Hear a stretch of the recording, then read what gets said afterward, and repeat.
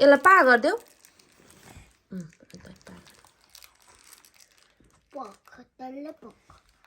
पा गरिदेऊ ल तँलाई मुसी भनिदेऊ आइज पख भन न जा भन्छ तेरो रुममा जा पा गर गरिहाल पा गर ल जा पख भन न पिटन त्यसलाई पा गर न पा गर तँलाई ल जा मेरो नानीलाई पिट्छस् ल जा ल जा एकचोटि पिटेर आउँछ त्यसलाई भुताला जाऊ भुताला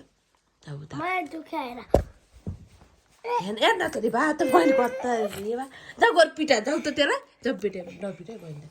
ल पिटो काला चपडा चर्का हो जा फेरि पिटा जाऊ फेरि धकाल्दे हो धकाल्दे